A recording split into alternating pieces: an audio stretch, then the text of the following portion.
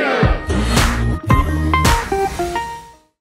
우리에게 주신 말씀 함께 읽도록 하겠습니다. 하나님께 주신 말씀 로마서 4장 13절부터 25절까지 말씀입니다.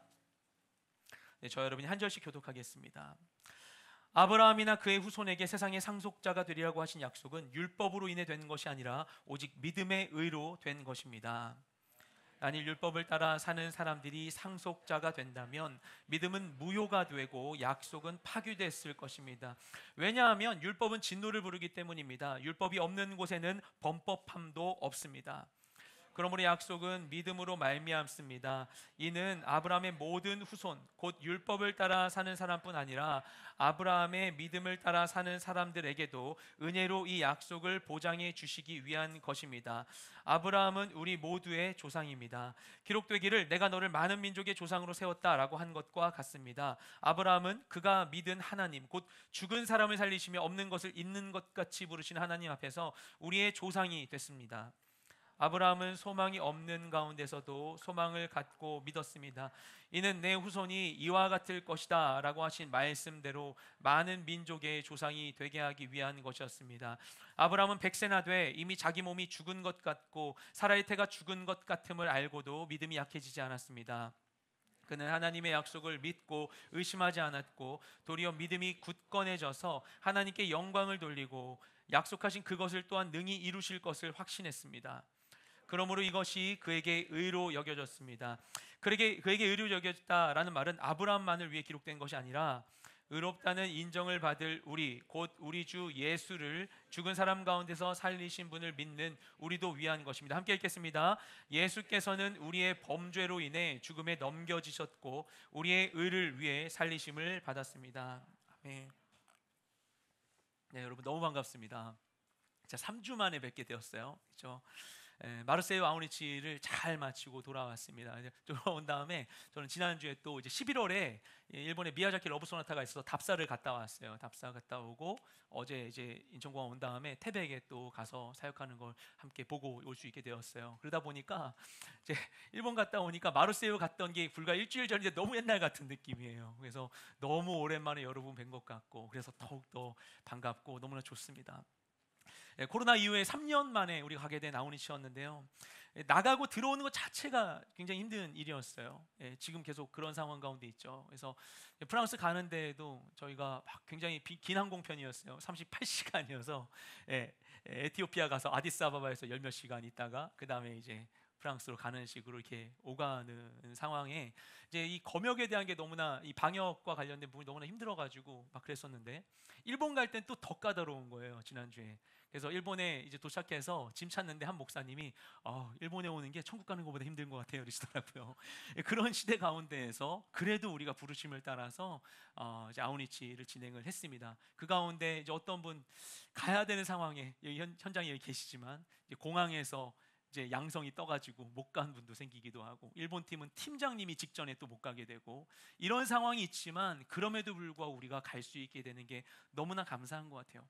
그런데 힘들게 갔는데 힘들게 가서 그렇게 기다리던 곳에 왔는데 그곳에서 실제 진행한 사역에 있어서도 쉽지만은 않았었어요. 저희가 힘들 때마다 이 기도 제목 바로바로 이제 쉐어하고 기도해 주시면 기도의 능력들을 바로바로 경험할 수 있었었는데요. 근데 이제 마르세유 사역 제가 많이 갔었지만 이번 좀 많이 힘들었었습니다. 이 사역의 내용을 많이 설명을 드려서 어느 정도 이 내용을 이해하시려고 생각을 합니다. 근데 이번에 이 아우니치 지역인 마르세유가 프랑스의 도시지만 하지만 저희가 했던 이 타깃은 무슬림들이었습니다. 유럽이 1960년대부터 2차 세계대전 이후에 이 전후 복구를 하는 과정 가운데 인력이 부족해서 북아프리카에 있는 무슬림들 근로자들의 이주를 허용을 합니다. 그리고 이후에 이제 8, 90년대 이후에는 전란을 피해서 이주하는 사람들, 난민들이 점점 많아지게 되었어요. 그래서 지금 현재 유럽에 굉장히 많은 무슬림들이 거주하고 있습니다. 저희가 방문했던 이 마르세유는 프랑스의 제2의 도시라고 하는 굉장히 큰 도시고 역사가 깊은 이런 항구 도시이지만 실제로 가보면은 이곳에 실제 인구의 절반이 무슬림입니다. 실제로 가면은 이슬람 국가에 온 것 같은 느낌이 들 정도로 굉장히 많은 무슬림들이 그곳 가운데 있어요. 이 수많은 유럽의 무슬림들, 이들은 이 유럽 남쪽에 이 항구를 통해서 그 지중해를 건너서 배를 타고 지중해를 건너서 북아프리카와 이 유럽을 오가면서 이 상행위를 많이 합니다. 유럽에서 물건을 사다가 배를 타고 가서 아프리카에서 그걸 팔고 이렇게 해서 생활을 하는 것이죠. 그 중에 또 많은 사람들이 이 여름철 휴가철이 되면 유럽에 있는 수많은 곳곳에 뭐 영국, 뭐 벨기에 곳곳에 있는 이 무슬림들이 이 차를 타고 이 남부에 해안에 있는 항구 도시까지 와서 여기서 차를 탄 채로 배를 타고서 자신들의 고향인 북아프리카 지역으로 고향으로 찾아가게 됩니다. 근데 그들이 그렇게 해서 가게 되는 북아프리카 국가들은 모로코, 알제리, 튀니지, 리비아 이런 곳들이에요. 이곳들이 다 이 기독교인이 1%도 채 되지 않은 이 이슬람 국가 50여 개의 이슬람 국가 가운데 가장 강력한 이슬람의 견고한 진이라고 불리는 그런 국가들입니다. 그래서 그곳에 선교 활동도 거의 할 수가 없고 선교사님들도 별로 없고요. 성경을 들고 가는 것도 허락되지 않는 그런 땅이에요. 그런데 이들이 그곳으로 가기 위하여서 거쳐야만 하는 관문이 되는 이 유럽의 항구에서만큼 우리가 성경을 줄 수 있고 또 복음을 전할 수 있는 것이죠. 그래서 어쩌면 그 인생에 성경을 받을 복음을 들을 마지막 기회가 될지도 모르는 이들에게 가서 성경을 전달하려고 마르세유 갔습니다. 근데 제가 그 예전에 우리가 마르세유가 아니고 멜리아라는 곳을 갔죠. 북아프리카에 있는 스페인 도시인 멜리아에서 성경 전달을 2019년에 했었고 저는 18년에도 해서 세 번째 사역을 한 거거든요. 그런데 이번에는 유독 성경을 더 안 받는 거예요. 원래 마르세유에는 굉장히 많은 무슬림들이 있어서 차들도 많고 성경도 잘 받아주는 곳이라고 하는데 선교사님들도 여태까지 수년간 사역하면서도 이렇게 안 받은 적이 없었다라고 하실 정도로 성경을 너무 안 받는 거예요. 거기에 더해서 저희가 이렇게 성경을 전달하는 곳에 이슬람 열심당원 같은 사람이 있었어요. 이 모스크를 건립한다고 이제 후원금을 모으는 사람이었는데 저희가 겨우 애써서 100에 한 명꼴로 겨우 성경 전달하면은 성경이 차에 있는 걸 보고는 막 소리를 질러요. 그리고 막 그 사람들한테 막 정죄해요. 이슬람식으로 정죄해서 너 이거 가져가면 뭐 알라가 화낸다 모르겠죠. 해가지고는 그걸 뺏어가지고 저희에게 돌려주거나 버리거나 하는 겁니다. 한 번은 이제 프랑스 선교사님이 열심히 성경 전달해서 한 타임에 20개를 전달했는데 정말 많이 전달한 거예요. 20개면요. 전달했는데 다 그렇게 뺏기고 하나만 배로 들어간 거예요. 너무나 슬프죠. 너무나 힘든 상황 가운데 있었어요. 이 책 몇 권 전달하기가 그렇게 어려웠습니다. 저희가 이제 차 문을 두드리면서 성경을 주면 어떤 사람은 그라티? 이래요. 그라티? 공짜야? 이래요. 그 다음에 기쁘면서 받는 사람이 있는가 하면 대부분은 거절하는데 정중하게 웃으면서 젠틀하게 이렇게 거절하는 분들도 많이 계시고 어떤 사람들은 눈도 안 맞추고 대꾸도 하지 않아요. 어떤 사람 막 뭐라고 막 삿대질하면서 얘기하는데 저희가 못 알아들어서 너무 다행이에요. 막 뭐라고 하고 근데 정말 없었던 일인데 한 지체분은 영어 욕을 듣기도 했어요. 예. 그런 상황 가운데에서 이들이 계속해서 그걸 거절하는데 거절할 때 그들이 가장 많이 하는 말이 있습니다. 거절하면서 가장 많이 하는 대부분 하는 말이 무엇인가 하면 I'm Muslim이에요. I'm Muslim. 자신은 무슬림이라는 거예요. 그래서 성경을 받을 수 없다는 것입니다. 이슬람은 복종이라는 의미를 가지고 있고요. 무슬림은 복종하는 자라는 의미를 가지고 있습니다. 그래서 그들이 I'm Muslim이라고 답하는 것은 그대로 풀이하면 나는 복종하는 자다라고 이야기하는 것이죠. 그리고 그 복종의 대상은 궁극적으로 알라이겠지만 구체적으로는 그들이 최후의 선지자라 믿고 있는 무함마드의 가르침과 그가 남긴 꾸란입니다. 그럼 그것을 통하여서 무함마드가 그들에게 가르친 내용은 무엇인가? 알라가 세상을 창조했고 이 세상에 많은 선지자들을 보냈다고 해요. 그래서 역사상 뭐 12,000명 정도 되는 선지자들이 있었다라고 합니다. 무함마드가 마지막에 그 이후로는 선지자는 없는 거예요. 그들의 이 믿음 안에서는. 그 중에서 수많은 선지자들, 그 중에 우리가 아는 사람들도 있어요. 무사라고 하는데 모세를 얘기하는 거, 다우드, 다윗. 성경의 인물들도 다 그들이 인용을 합니다. 근데 그 중에 선지자 이브라임이라고 있습니다. 우리가 아브라함이라고 부르는 사람입니다. 이브라임이 알라의 명령으로 하갈과 이 첩이었던 하갈과 이스마엘을 사막에 버리고 떠났는데 하갈과 이스마엘이 사막에서 물을 구했을 때 알라가 물을 줬다고 해요. 뭔가 우리가 아는 내용이 좀 비슷하죠. 그때 얻은 그 물에 난 이 우물을 성경에는 브엘라 헤롤이라 하는데 무함마드가 얘기하기를 그때 준 우물이 잠잠이다라고 얘기를 했어요. 잠잠 샘물이라는 거예요. 그리고 그 우물이 있는 자리가 어딘가 하면 지금 사우디아라비아 수도인 메카의 그 자리에 있다라고 그 당시에 무함마드가 가르쳤던 것입니다. 그가 이 아디자라고 하는 그 미망인하고 결혼한 다음에 그 메카에 살면서 메카에 사람들이 언제 누가 세운지도 모르는 신전이 있었어요. 카바라고 하는 제단이 있었는데 거기에 각자 제물을 놓고 신을 막 숭배하고 있는데 어느 날 무함마드가 가서 다 치우고는 사실 이것은 알라를 숭배하기 위해 이브라임이 준 것이다라고 얘기하기 시작했던 것입니다. 그리고 아브라함이 알라의 명령에 따라서 자기 아들 이삭이 아니라 이스마엘을 알라에게 바치려 했다가 알라가 그걸 중단시켰다, 이렇게 믿고 있어요. 뭔가 그럴듯한데 이상하죠. 예, 우리가 알고 있는 내용과 비슷해 보이는데 다르죠. 이들은 자신들이 이스마엘의 후손이라고 믿으면서 이삭이 아니라 이스마엘이 알라의 선택을 받았다고 믿습니다. 성경과는 반대되는 이야기입니다. 이 무함마드는 7세기의 인물이에요.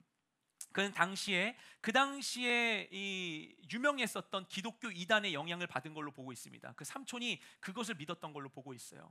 기독교 이단 그리고 유대교의 영향을 받았던 것으로 보고 있습니다. 그렇게 귀동량으로 얻었던 이야기를 재료 삼아서 성경을 왜곡하여 자신만의 종교를 창시합니다. 그래서 꾸란을 보면 성경의 인물들이 등장하는데 우리가 아는 것과 좀 다른 얘기들을 해요.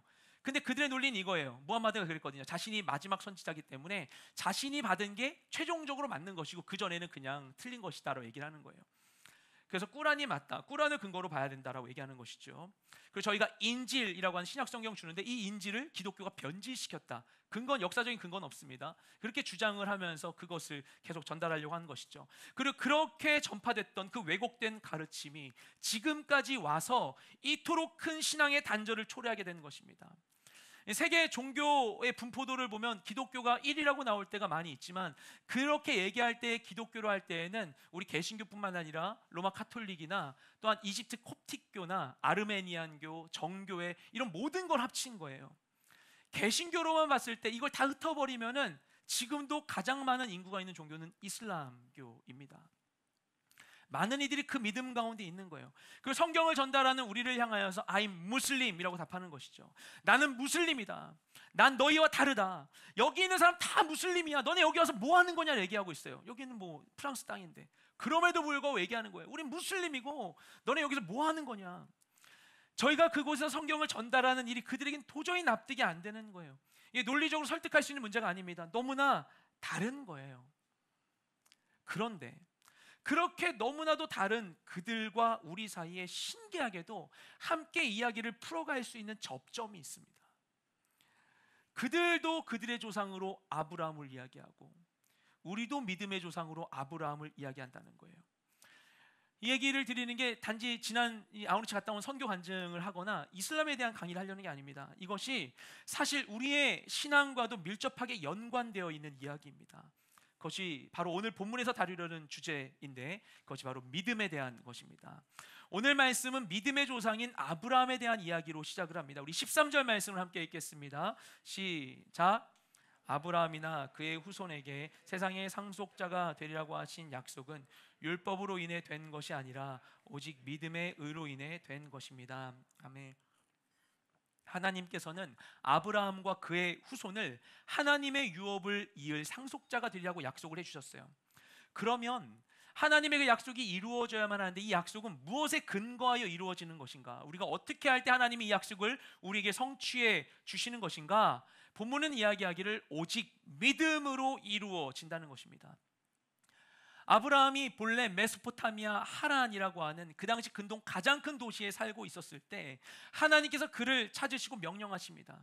너는 너의 고향과 친척 아버지의 집을 떠나서 내가 너에게 보여줄 땅으로 가라. 내가 너로 큰 민족을 이루고 내게 복을 주어서 내 이름을 창대하게 하리니 너는 복이 될 것이다. 너를 축복하는 자에게 내가 복을 내리고 너를 저주하는 자에게 내가 저주하리니 땅의 모든 족속이 너로 말미암아 복을 얻을 것이다라고 약속해 주셨어요. 그리고 그 약속을 아브라함은 믿습니다. 그래서 지금까지 소유하고 이루어왔었던 아버지로부터 물려받았었던 그 모든 것들을 다 버리고 어딘지도 모르는 가본 적 없는 땅을 향하여서 나아가게 됩니다. 하나님께서 이때 그에게 어떤 율법 조항이나 계약서나 보증을 보여주신 적이 없었어요. 그냥 구두 약속일 뿐이었어요. 그럼에도 불구하고 그는 믿음으로 약속을 취합니다. 그렇게 믿음으로 하나님의 약속을 받았어요. 하지만 성경에 그렇게 기록된 것과 달리 바울 당시 유대인들은 조금 다르게 생각을 하고 있었습니다. 우리 14절 말씀 함께 읽겠습니다. 시작. 만일 율법을 따라 사는 사람들이 상속자가 된다면 믿음은 무효가 되고 약속은 파괴됐을 것입니다. 아멘. 당시 바울이 로마서를 전하고 있는 로마 교회 안에는 앞서도 전해드렸었지만 유대인 출신의 성도들과 이방인 출신의 성도들 간의 갈등이 있었습니다. 그리고 그 갈등의 원인 중에 하나는 유대인들이 가지고 있는 선민의식이었어요. 당대 유대인들은 하나님의 유업을 상속받는 대상은 자신들 유대인뿐이라고 생각을 했습니다. 그 이유는 무엇인가? 자신들이 율법에 의해서 구별된 하나님의 민족이었기 때문이었습니다. 들어보면 그럴듯해요. 그렇잖아요. 구약에 있었던 이스라엘 민족과 하나님과의 언약, 특별히 하나님께서 율법을 주시면서 시내 산에서 그들과 언약을 맺었잖아요. 그 말도 맞는 거 아니야 라고 생각할 수 있어요. 근데 당시 유대인들이 그렇게 생각하니까 어떻게 했는가? 이방인들이 교회 안에 오고 예수님 믿게 되었는데 그들에게 얘기하는 거예요. 너희들도 하나님 구약에 약속하신 그 약속을 받으려면 우리 조상했던 것과 같이 너희들도 율법을 따라 살아야 한다. 가장 구체적으로 뭐냐면 율법을 따라 너희도 할례를 받아야 된다라고 이야기하는 것입니다. 많은 이방인들의 마음을 어렵게 했었던 것이죠. 그런데 그게 정말 맞는 것인지를 우리가 생각해 볼 때 우리가 고려해야 될 것은 한 가지입니다. 이게 무엇인가 하면 바로 시점에 대한 거예요. 이 사건이 이루어진 타임라인을 우리가 성경에 나온 대로 좀 우리가 되짚어 볼 필요가 있습니다.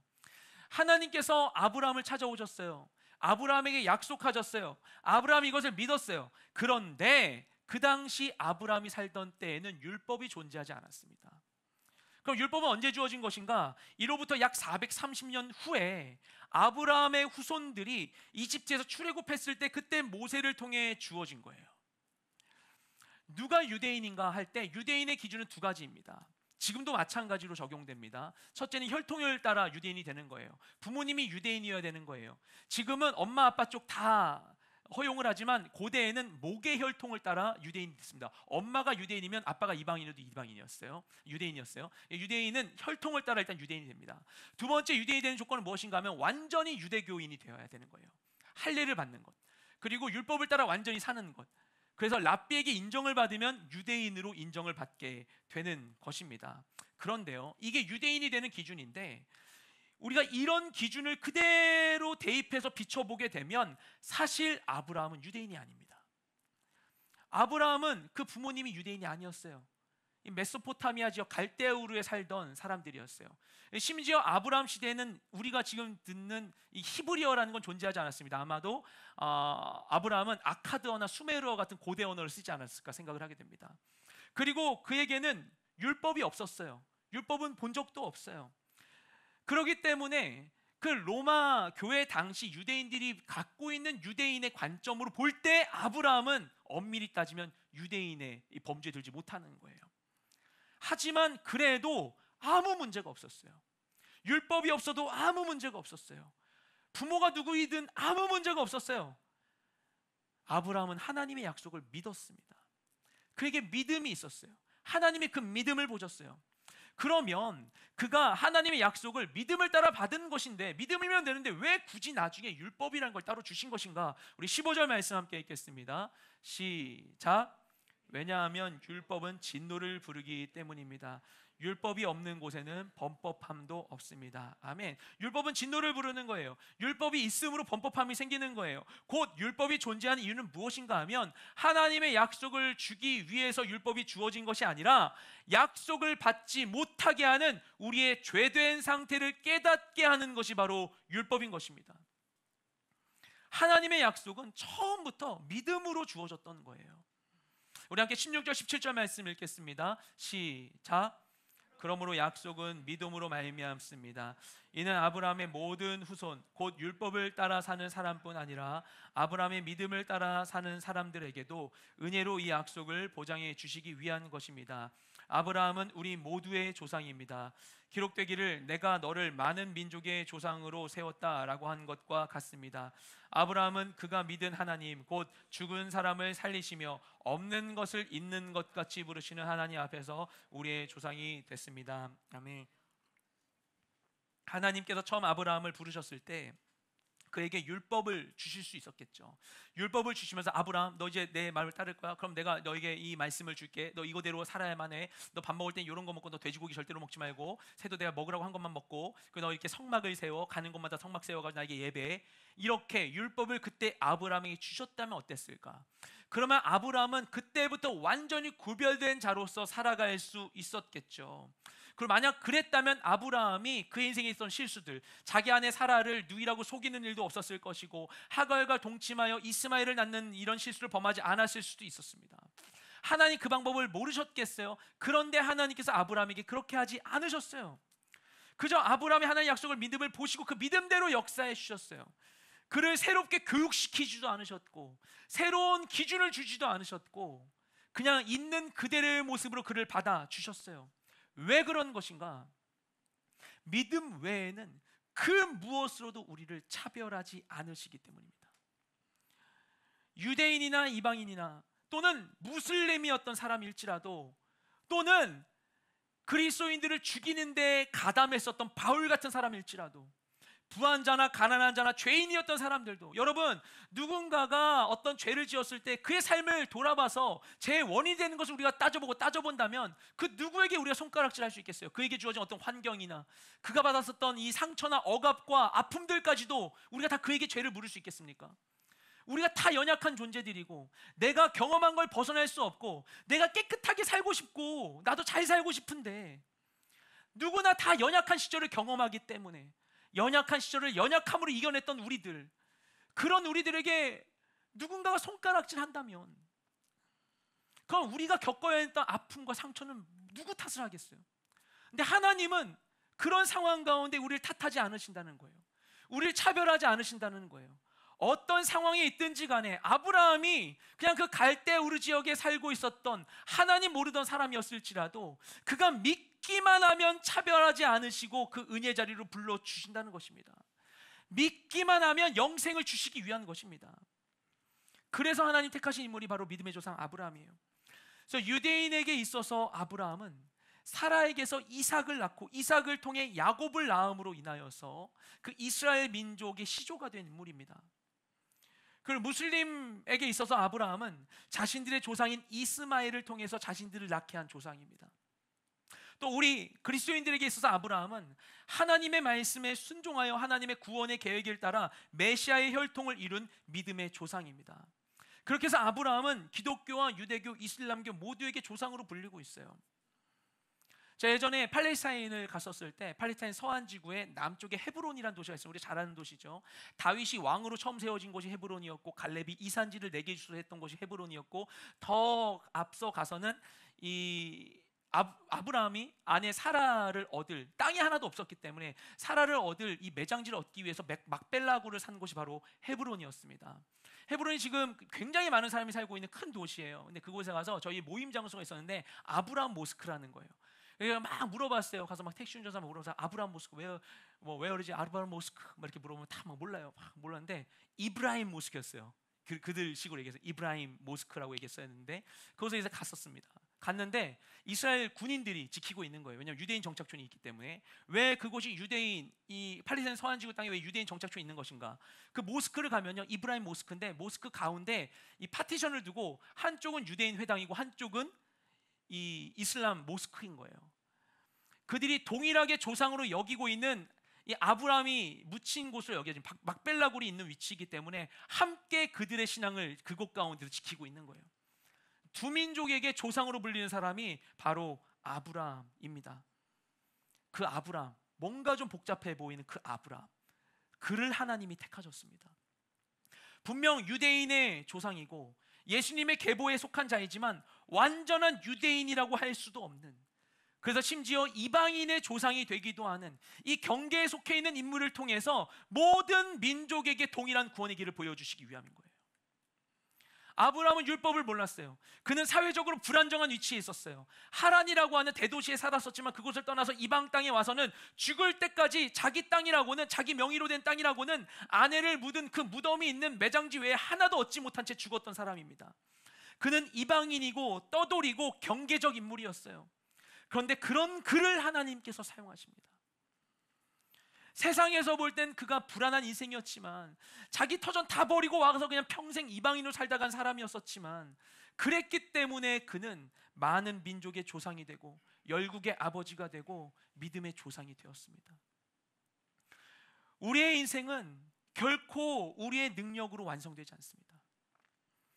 나의 소유와 성취와 사람들의 인정이 나의 삶을 완성하는 게 아니에요. 내가 아무리 멋진 계획과 지식과 경험을 갖고 있어도 그래도 인생은 모르는 거예요. 어떻게 될지 모르는 거예요. 지금 아무것도 확실하지 않고 어디로 가야 할지도 모르고 그저 이 아브라함과 같이 정처 없이 떠돌아다니는 내 명의로 된 집 한 채도 얻기 어려운 떠돌이 노마드의 인생일지라도 계획하거나 상상할 수 없는 놀라운 일이 그 삶의 자리에서도 이루어질 수 있는 것입니다. 그런데 그냥 되는 게 아닌 것이죠. 보이지 않고 바랄 수 없는 가운데 마치 없는 것을 있는 것과 같이 누리고 성취하는 방법은 오직 믿음인 것입니다. 히브리서 11장 6절에서 이야기합니다. 우리 함께 읽겠습니다. 시작. 믿음이 없이는 하나님을 기쁘시게 하지 못하나니 하나님께 나아가는 자는 반드시 그가 계신 것과 또한 그가 자기를 찾는 자들에게 상 주시는 이심을 믿어야 할지니라. 아멘. 하나님께서 우리에게 주시는 유업은 우리의 수고나 소유나 성취나 신분으로 다른 무엇으로 주어지는 게 아니에요. 오직 믿음으로 이루는 것입니다. 그러면 그 아브라함은 어떻게 하나님을 믿었는가? 우리 18절부터 21절까지 말씀 읽겠습니다. 시작. 아브라함은 소망이 없는 가운데서도 소망을 갖고 믿었습니다. 이는 내 후손이 이와 같을 것이다 라고 하신 말씀대로 많은 민족의 조상이 되게 하기 위한 것이었습니다. 아브라함은 100세나 돼 이미 자기 몸이 죽은 것 같음을 알고도 믿음이 약해지지 않았습니다. 그는 하나님의 약속을 믿고 의심하지 않았고 도리어 믿음으로 굳건해져서 하나님께 영광을 돌리고 약속하신 그것을 또한 능히 이루실 것을 확신했습니다. 아멘. 아브라함은 소망이 없는 중에도 소망을 갖고 믿었습니다. 그가 하나님의 약속을 받았고 약속을 믿었는데 그 하나님의 약속은 그에게 그 무엇도 보장해 주지 않았어요. 하나님께 그에게 어떤 증거를 보여주시지도 않았어요. 성경 속에서 그 흔히 나타나는 환상 한번 그에게 보여주시지 않았어요. 그는 그 시대, 그가 살고 있던 동시대 가운데 다른 곳에서 하나님이 역사하신 것에 대한 소문도 익히 들어보지 못했을 것입니다. 아무 소망도 없었습니다. 그런데 그는 믿었습니다. 그렇기 때문에 그의 믿음은 무엇에 대한 것인가를 우리가 생각해 볼 때 그의 믿음의 성격을 우리가 추측해 볼 수가 있어요. 그의 믿음은 어떤 조건이나 가능성에 대한 것이 아닌 것이죠. 그러니까 하나님이 이렇게 하면 하나님 믿을게요. 이거 해주시면 믿을게요. 이런 적이 없거든요. 그러니까 조건에 대한 가능성에 대한 믿음이 아니에요. 근데 조건이나 가능성에 대한 믿음은 결국에는 자신의 생각과 계획에 대한 믿음이잖아요. 근데 아브라함에겐 그럴 만한 게 없었어요. 그런 게 전혀 없었어요. 그는 그저 믿었습니다. 그렇기 때문에 이 순간 그의 믿음이 무엇인가, 그 믿음의 기반이 무엇인가가 분명해지는 것입니다. 그는 자신에게 찾아오셔서 자신에게 말씀하신 그 유일하신 하나님 그분을 믿은 거예요. 그분이 주시는 무엇, 그분이 이루어 주시는 어떤 조건이 아니라 그 분을 믿은 거예요. 그분의 손에 들려진 그 무엇이 아니라 그 분을 믿은 거예요. 하나님이시니까, 그러니까 믿은 것입니다. 저 이번에 그 아우리치 갔을 때 마르세유에서 우리 스페인에서 원래 함께 했었던 황옥신 선교사님 함께하면서 제가 황옥신 선교사님 여러 번 뵀지만 그 간증을 이번에야 좀 더 제대로 들었었는데 그 원래 얼바인 오늘교회 권사님이셨어요. 남편분은 장로님이셨고 근데 병에 걸리신 거예요. 꽤 10몇 년 전에. 근데 어느 날 주일 예배 설교 중에 은혜를 너무 받고는 선교에 대한 마음을 들었는데 그때 그랬대요. 하나님께 하나님 우리 남편 살려주시면 내가 선교사 할게요. 우리 남편 살려주시면. 근데 남편이 돌아가신 거예요. 돌아가신 상황 가운데 하나님을 믿고 회복하는 과정 가운데 12년이 지나서 다시 하나님의 말씀을 듣게 된 거예요. 그때 내가 조건 가운데 했었던 그 하나님께 했었던 헌신을 하나님 받으시고 지금 나를 다시 부르신다. 그 믿음대로 나가셔서 선교를 감당을 하고 계시죠. 하나님께 우리는 연약함 가운데에서 우리의 연약함으로 무언가를 가지고 얘기할 수 있지만 그 조건으로 제한받지 않으시는 하나님께서는 단지 그 조건으로 만날 수 없는, 그 조건으로 담을 수 없는 그보다 무한하신 하나님의 놀라우신 은혜와 영광 가운데 우리가 나아가기를 원하십니다. 남편이 살아나지 않아도 그런 일이 없어도 주님과 함께 할 수 있다고 할 그 믿음을 우리 인도해 주시는 것이죠. 우리 계속 이끌어 주시는 거예요. 아브라함은 그 하나님을 믿었던 것입니다. 하나님이시니까 그 존재에 대한 믿음, 그것은 곧 그 존재에 대한 찬양이 됩니다. 그래서 그의 믿음이 하나님을 기쁘시게 하는 거예요. 우리 인간관계에서도 마찬가지잖아요. 내가 뭘 해줘서 나를 좋아해 주는 사람과 그냥 나를 있는 그대로 좋아해 주고 믿어주는 사람, 누굴 우리가 더 따르게 되겠습니까? 그렇죠? 하나님을 믿고 그분을 따르는 자들을 주님이 찾고 계신 거예요. 그런데 우리가 말씀을 어떤 장면을 보면요, 아브라함, 그런 아브라함이지만 믿음이 없어 보일 때가 있어요. 아내를 누이라고 속이는 사건이 2번이나 있었고 하갈을 첩으로 들여서 이스마엘을 낳기도 합니다. 그런데 우리가 이 사건들을 더 깊이 자세히 들여다보면 하나님께서 아브라함을 만나셨을 때 그에게 후사를 주시겠다고, 자손을 낳게 하시겠다고 약속을 해주시긴 하셨지만 그 방법까지는 말씀해 주지 않으셨어요. 그래서 그는 후손을 주시긴 주실 거라 믿었던 것 같아요. 주시긴 주실 텐데 어떤 방법으로 주실지 모르니까 이걸까 저걸까 하면서 많은 것을 시도해 봤던 걸로 보입니다. 이미 그는 자녀가 없었어요. 이미 없는 상황 가운데 하나님 자녀를 주겠다고 하신 약속을 믿었습니다. 그런데 그 가운데에서 그래서 그가 조카 롯을 데려가기도 하고 자기 종 다메섹 사람 엘리에셀을 상속자로 삼으려고 하기도 했었고요. 또한 첩에게서 서자를 얻기도 했습니다. 그런데 그가 그 모든 시도를 다 거친 후에 그가 100세가 되고 또한 아내 사라는 99세가 되어서야 그제서야 하나님이 방법을 말씀해 주시는 거예요. 다 아니고 너의 아내 사라를 통하여 내가 내년 이맘때 아들을 낳을 것이다. 그리고 그를 통해 언약을 이룰 것이다 라고 말씀하십니다. 말도 안 되는 말씀인데 그런데 결과를 보면 이삭이 태어나게 되죠. 그랬다는 것은 무엇인가 하면요, 이 아브라함과 사라가 그 약속을 믿고 동침을 했다는 것입니다. 그러니까 상식적으로는 이해할 수 없는, 말도 안 되는 하나님의 약속을 믿고 행동으로 옮긴 거예요. 그는 믿은 거예요. 믿음이 없었던 게 아니에요. 믿기는 믿었는데 그에게 부족한 게 무엇이었는가 하면은 진짜가 무엇인가, 하나님의 진리가 부족한 거예요. 믿기는 믿는데, 너무나 믿고 싶은데, 어떻게든 자손이 날 걸 알겠는데 방법을 모르는 거예요. 하나님의 뜻을 모르는 거예요. 하나님, 내가 하나님 믿어요. 하나님 믿고 싶어요.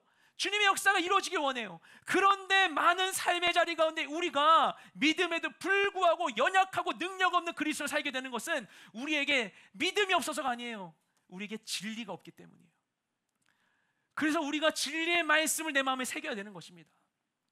그래서 이 시간 말씀을 전하게 되는 거예요. 큐티하는 거예요. 말씀을 계속 보는 거예요. 진리의 말씀에 따라 내 영혼을 조율해 가는 것입니다.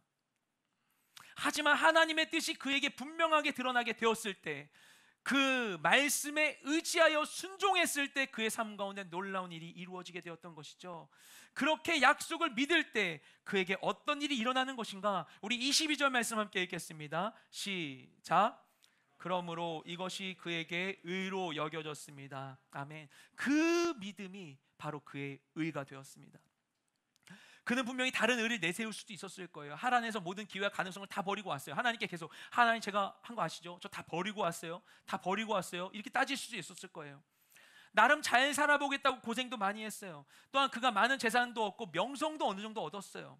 하지만 그럼에도 불구하고 이 알 수 없는 상황 가운데 자신의 의를 내세우지 않고 나의 생각과 방법과 계획과 경험과 상식, 세상의 지혜와 방법을 의지하지 않고 피할 수 없는 나의 한계 속에서 능력의 주님을 의지하고 믿음으로 순종합니다.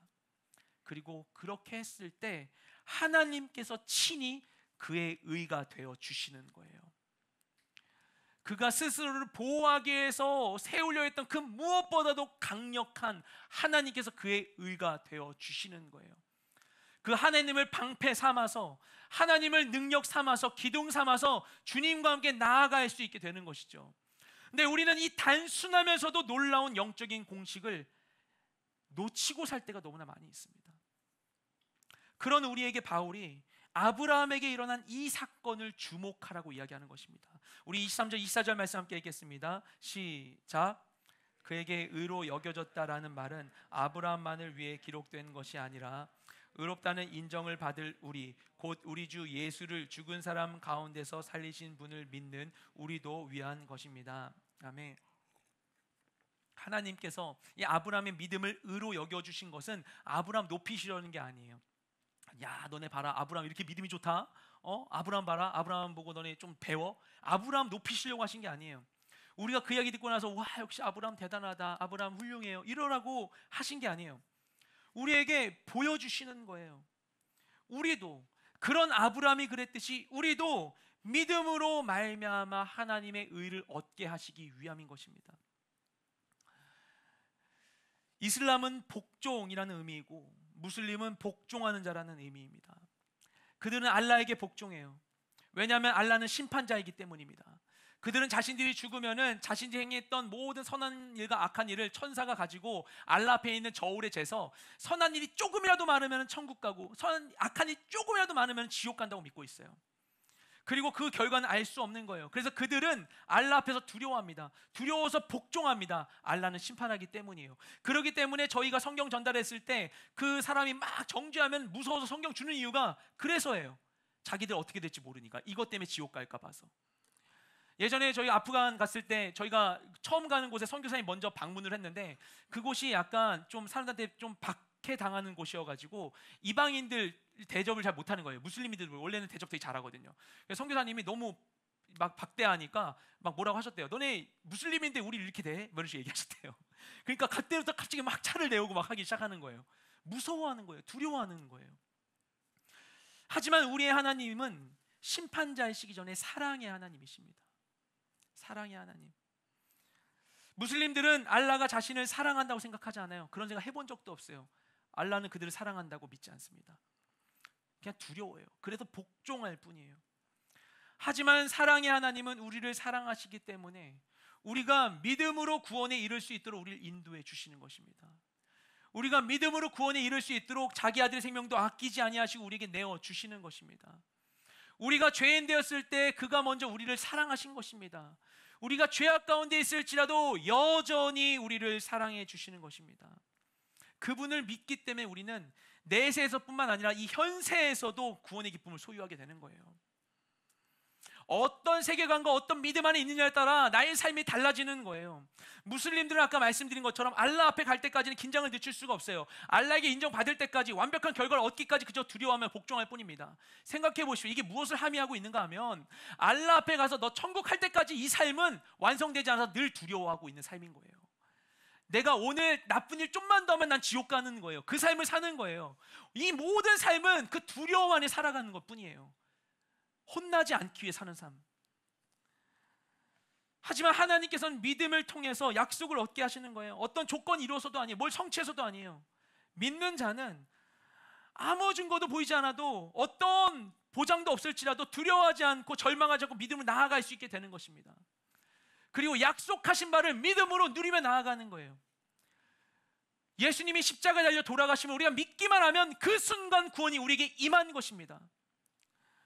나의 삶이 달라지는 거예요. 오늘의 의미가 달라지는 거예요. 새로운 기대와 소망을 가지고 오늘을 살아갈 수 있게 되는 것이죠. 그저 오늘 두려움으로 하루를 살아가는 게 아니라, 또는 오늘 그냥 요것만 넘기자, 그냥 하루의 짧은 만족을 위하여서 하루를 다 쏟아붓고 살아가는 것이 아니라, 당장에는 나의 수고가 무엇을 향하고 무엇을 줄지 모를지라도 내가 주님의 말씀에 의지하여 순종하여 거룩한 삶을 살 때 하나님 반드시 나에게 보이지 않는 가운데서 놀라운 일을 이루어 주실 것을 믿음으로 인하여서 거룩과 헌신과 믿음의 결단을 하고 의미 있는 하루하루를 채워갈 수 있게 되는 것입니다. 보이지 않을지라도 주님 살아계시니까, 내 삶에 놀라운 일을 이루실 것이니까 믿음으로 의미 있는 하루를, 가치 있는 하루를 살아갈 수 있는 거예요. 그래서 오직 믿음으로 눈에 보이지 않는 것을 마치 있는 것과 같이 보고 구하며 결국 이루게 되는 것입니다. 광야의 물이 솟아나고 사막에 강이 흐르는 것과 같이 도저히 있을 수 없을 것만 같은, 소망할 수도 없는 일이 우리 앞에 펼쳐지는 것입니다. 이 믿음을 주실 분이 바로 예수님이세요. 우리 25절 말씀 함께 읽겠습니다. 시작. 께서는 우리를 범죄로 인해 죽음에 넘겨주셨고 우리의 의를 위해 살리심을 받았습니다. 아멘. 예수님께서는 죽으시고 다시 사셨습니다. 그것을 믿음으로 우리는 나의 어떤 상황에도 구하지 않고 그분을 통해 일어설 수 있어요. 아브라함이 하나님을 믿음으로 불가능 속에서 소망을 넘어 믿음으로 순종한 것처럼 우리도 예수 그리스도 안에서 믿음으로 두려움과 불가능을 넘어서 계속해서 나아갈 수 있습니다. 길이 끊긴 것 같고 보이지 않더라도 그래도 멈추지 않고 전진할 수 있게 되는 것입니다. 그리고 실패 속에서도 오히려 꿈꾸고 기뻐할 수 있습니다. 이번에 마르세유에 가서 4일 동안 총 305세트의 성경 패키지를 전달을 했습니다. 그리고 450개의 이 성경 오디오 파일이 저장되어 있는 USB를 전달을 했어요. 적지 않은 숫자이지만 저희가 만난 사람에 비하면 터무니없이 적은 숫자입니다. 많은 사람들이 거부했어요. 그리고 받은 성경 중에 상당수는 국경을 넘으며 버려지거나 검문 과정에서 빼앗기기도 합니다. 하지만 그럴지라도 모르지만 결과는 하나님께 맡기고 내가 성령의 인도하심을 따라 그저 전달할 뿐이고 주님이 받게 하신 사람, 나는 예측할 수 없지만 받게 하신 사람에게 전달할 뿐이고 결과는 하나님께 맡길 뿐이에요. 계속 그 믿음 안에서 기도하면서 성경을 전달했어요. 그래서 그분을 믿으니까 기대와 다른 결과 앞에서도 평안하게 됩니다. 한 번은 제가 2시간 한 타임 동안 섬기는데 내내 전달하고도 성경 하나 겨우 전달했던 날이 있었어요. 성경 하나 겨우 전달하고서 너무 막 힘이 빠져있는 상황 가운데 있는데 근데 이제 저희 팀이 철수할 시간이 다 됐습니다. 철수할 시간이 다 됐어요. 막 전달해도 안 되고 저희 막 그래서 거기 말 겨우 막 배워가지고 하거든요. 막 똑똑똑 아살라말레이쿰 헤디 인질 헤다 하디야 그라티 푸들 막 이래요. 막 하면은 안 받으니까 내 말투가 이상한가? 아살라말레이쿰 헤디 인질 헤다 인질 막 여러 가지 막 해보고서 막 이렇게도 줬다가 저렇게 줬다가 하는데 안 받아요. 그래서 너무 안 받는다. 근데 선교사님 오니까 이 너무 거절만 당하다가 막 이제 구원자 같은 거예요. 이제 가겠구나 하는 상황 가운데 이제 가려고 하는데 갑자기 차들이 막 몰려오는 거예요. 선교사님 10분만 더 전달하고 가자고 알겠다고 가는데 가다가 계속 세워져 있던 한 차가 있었습니다. 그 차 처음 들어올 때 보통 하면은 그 아버지한테 보통 전달해요. 그 가장에게 아내 그 여자분이나 아이들한테 먼저 주지 않고 남자한테 허락을 받고 줍니다. 아빠한테 주는데 막 완강히 거부하는 거예요. 그래서 안 받고 그리고 그 차를 그 옆에다가 세워놓고 있었어요. 근데 그 집의 아이가 계속 저를 쳐다봤던 게 계속 제가 기억에 남았어요. 근데 그 차 앞에 이렇게 있으면서 이렇게 주려고 서성이고 있는데 뒤에서 똑똑 소리가 들리는 거예요. 보니까 그 아이가 뒷자리에 앉아가지고는 머리를 이게 노랗게 염색한 중학생 정도 돼 보이는 남자아이였는데 똑똑 두드리고는 저를 부르는 거예요. 그 차에 그 아이가 혼자 있었어요. 문을 빼꼼히 열더니 막 뭐라고 하는데 뭐냐고 물어보는 것 같아요. 그래서 인질 성경 이런 거죠. 하니까 그 아이가 그라티? 이래요. 공짜냐고. 그렇다고 하니까 달라고 싹 조용히 받아가지고 가져가는 거예요. 근데 그 순간에 막 전율이 확 흐르는 거예요.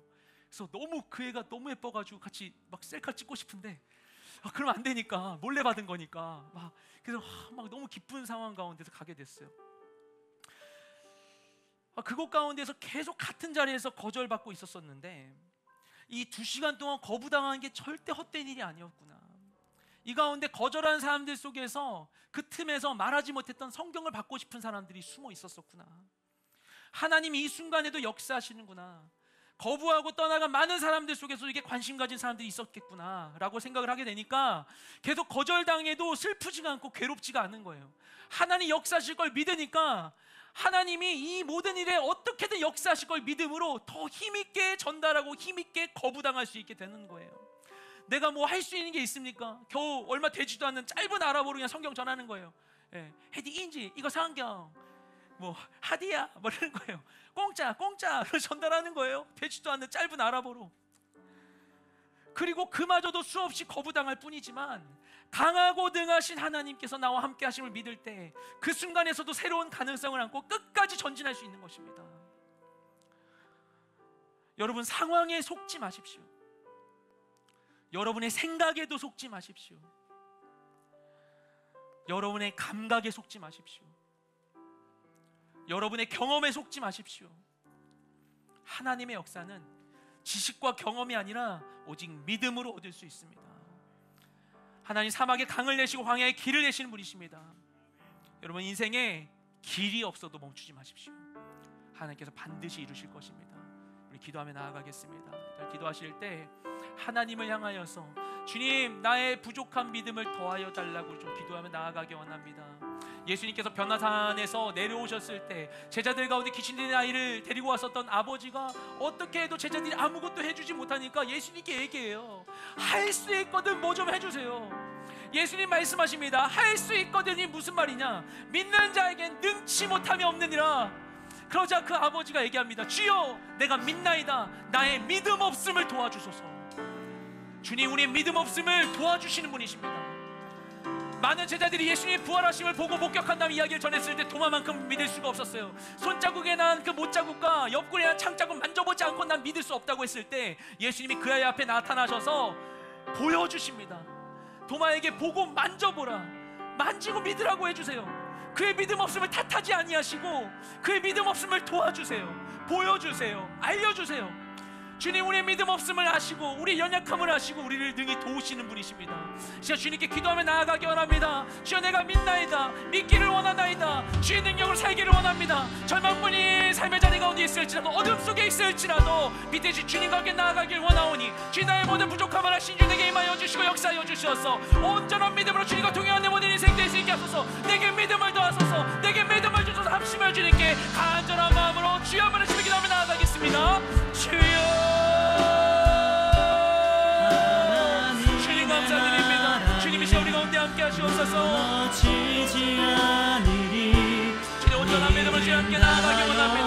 온전한 믿음으로 주님과 동행하기 원합니다. 주님, 하지만 마음에 놓은 우리 육신이 연약하여 아버지, 우리가 믿음을 놓칠 때가 너무나 싸우니 주 아버지, 믿음 없는 우리들, 연약한 우리들, 아버지, 쓰러지고 무너지고 자살하고 전멸하고 실패하는 우리들, 아버지, 불쌍히 여겨주시옵시고 아버지에게 믿음을 더하여 주시옵소서. 우리가 눈에 보이는 것과 감각하는 것과 경험하는 것 가운데 멈춰있지 않게 하여 주시옵소서.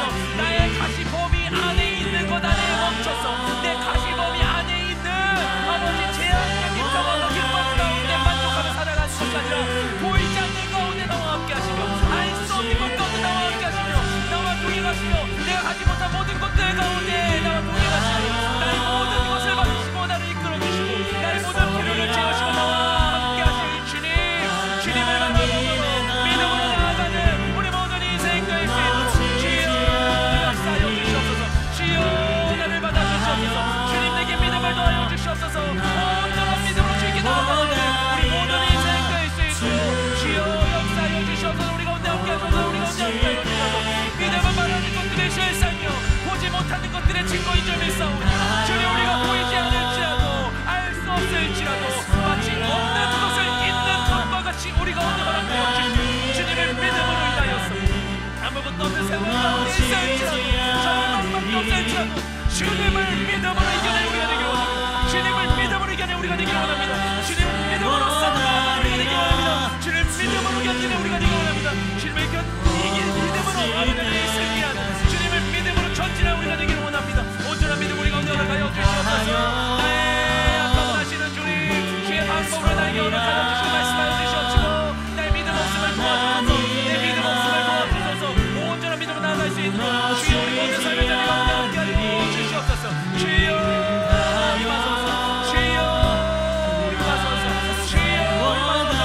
주여 임하소서. 놀라운 사랑으로 우리 모든 삶의 자리 가운데 우리와 동행하여 주시옵소서. 주여 함께 하시옵소서. 이어서 기도하며 나아갈 때 우리 모든 삶의 자리를 주님께 올려드리며 기도하며 나아가기 원합니다. 나의 가정과 직장과 나의 모든 진로와 모든 상황과 환경과 모든 관계 가운데 주여 함께하여 주시옵소서. 아버지, 그 자리 가운데에서 주님 믿음으로 살기가 너무나 어려운 가운데 있을지라도 역사실 주님 그 자리 가운데 나에게 가장 좋은 것 주실 줄 믿으며 순종하며 나아가는 의미 있는 하루하루 사는 내가 될 수 있기를 원하오니 주님 나를 인도하시고 이끌어 주시옵시고 아버지, 봐야 될 것을 보게 하시고 만나야 될 사람 만나게 하여 주옵시고 하나님의 놀라우신 일들이 내 삶 가운데 이루어질 수 있도록 역사하여 주시옵소서. 나를 인도하여 달라고 주의 도우심을 구하며 합심해 주님께 다시 한번 주여 한번 기도하며 나아가겠습니다.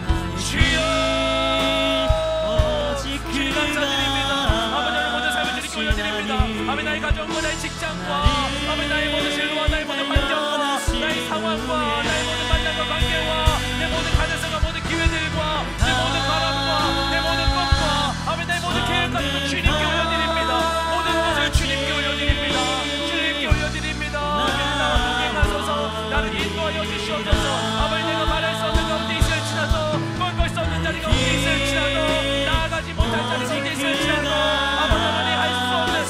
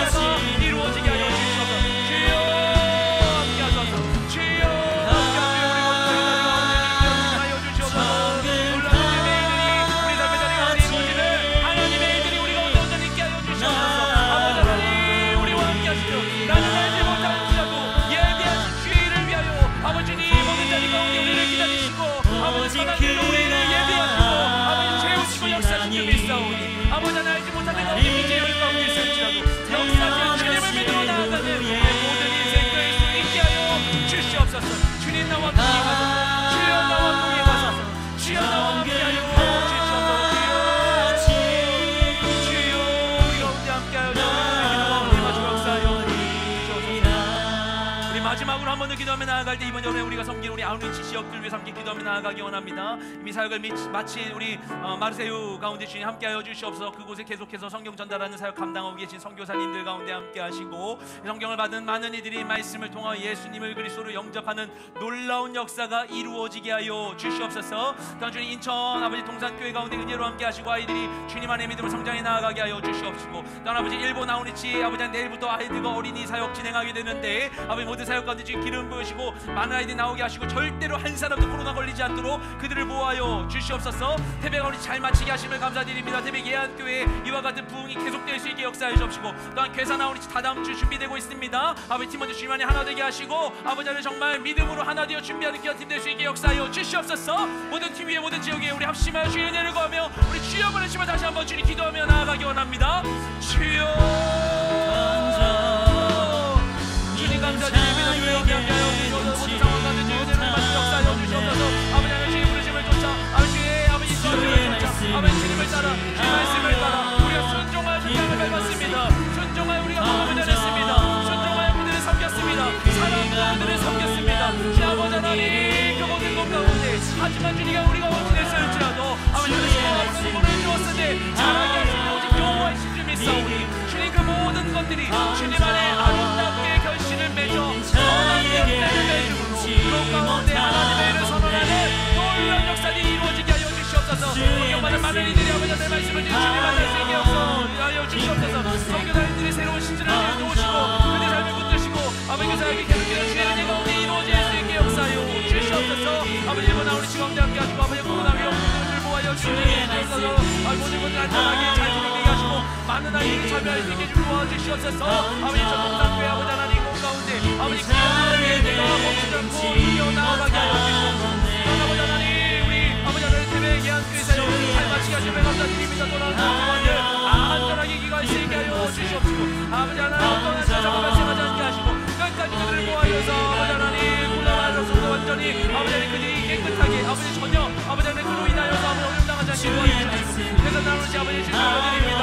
팀원들 보호하여 주셔서 모든 질병과 아버지 모든 사고와 위험으로부터 모든 분열과 아픔으로부터 그들을 보호하시고 안전하게 그들에게 모든 날짜를 올릴 수 있는 역사하셔서 모든 것을 이겨 주님만으로 영광 받으시고 아버지 주님만 영광 받으시고 아버지 주님만 높임 받으시고 아버지 주의 영광의 주의 은혜가 우리 가운데 충만하게 되기를 원합니다.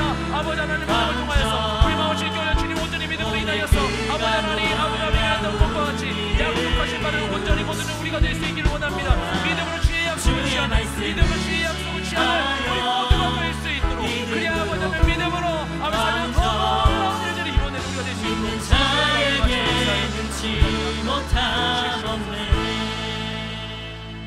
고마우신 주님 감사드립니다. 이 자리 가운데 함께 하심을 감사드립니다. 주 우리가 연약한 가운데 있을지라도 내가 보기엔 내 눈으로는 아무 자격 없어 보일지라도 그런 우리를 차별하거나 탓하지 아니하시고 믿음의 길을 우리 가운데 허락하여 주심으로 믿음으로 예비하신 놀라운 일들을 경험케 하여 주심을 주님 감사드립니다. 살아갈 때 우리의 소망을 고갈시키는 것들이 너무나 많이 있고 할 수 없는 이유가 수만 가지나 되고 포기해야 될 이유가 너무나 가득한 상황 가운데 있을지라도 그 모든 상황 속에서 그 어떤 경험과 지식과 감정을 따르지 아니하며 역사하실 주님께 의지하며 주의 뜻을 따라 순종하는 우리가 될 수 있기를 원합니다. 아버지 그리하여 나의 아픔과 상처를 넘어 나의 한계를 넘어 나의 기준을 넘어 새로운 일을 향하여 믿음으로 나아가고 그 자리 가운데 예비하신 크고 놀라운 일들을 경험하는 우리 모두가 되게 하여 주시옵소서.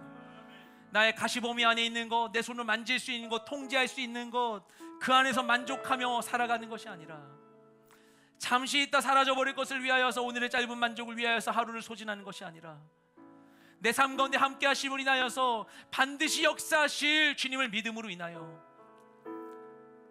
내가 때로는 빼앗기는 것 같고 착취당하는 것 같고 잃어버린 것 같을지라도 사랑으로 헌신하고 사랑으로 섬김으로 인하여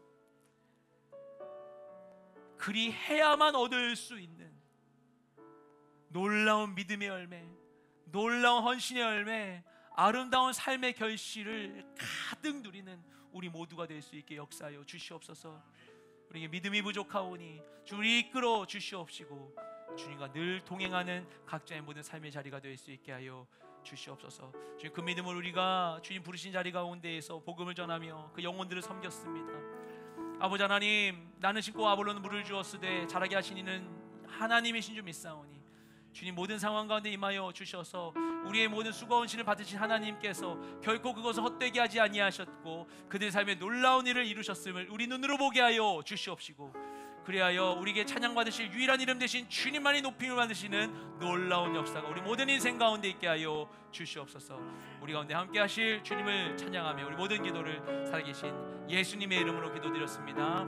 아멘. 우리 기도를 들으신 살아계신 하나님께 감사와 영광의 박수 올려드리겠습니다.